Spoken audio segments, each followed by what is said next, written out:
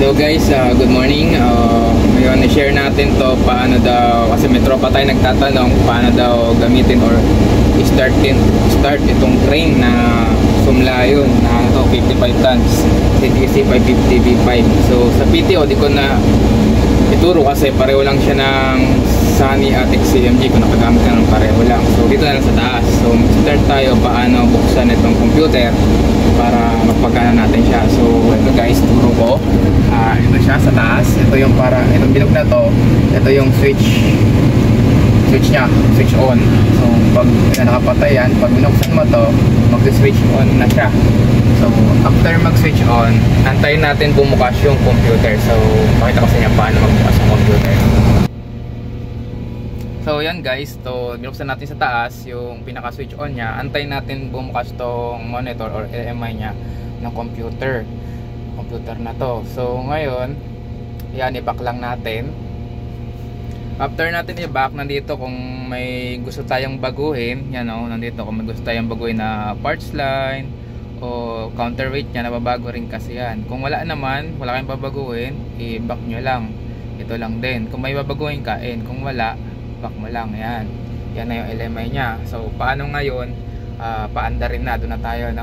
Hello guys, yan na. So nabuksan na natin yung computer, na-open na natin. So ang susunod natin buksan, siyempre aircon, para lumamig-lamig. Kailangan naman natin, kahit maganda yung unit natin, kung walang aircon, wala rin, pangit din. Tapos next is paano gagana itong mga joystick sa pili nya. So ito guys, ito yung nakikita nyo yan, ito yung red na to, para sa pako sa hydraulic excavator na PTO. Ito PTO on, PTO off, para gumana na tong shuffle nya. So itong sa left side, kung nakikita nyo to guys, ito ay for swing. Itong swing left, swing right. Then kasama rin dito yung auxiliary hook down, hook up. Then dito sa kabila, sa right side is boom up, boom down, then auxiliary main down and main up. Tapos dito rin nakasama yung sa extend and retract. So papakita ko sa inyo kung paano siya ilipat naman sa extend and retract. Makikita natin yung computer, no? So ito nga pala, ito yung tinatawag na bypass. Ito naman yung sa kung naka-cable ka ng charging, ito importante kasi para tayo malobat habang kung kuya-kuya lang tayo.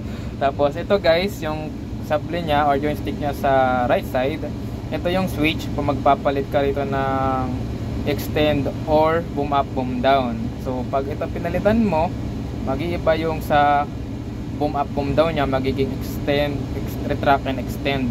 Tapos dito naman, ito rin yung switch nya, pag ayaw mo dito, pwede ka dito. Dito rin, ito naman yung sa pag extend niya ng boom selection kung main or auxiliary. Pwede rin siya dito sa kabilang side.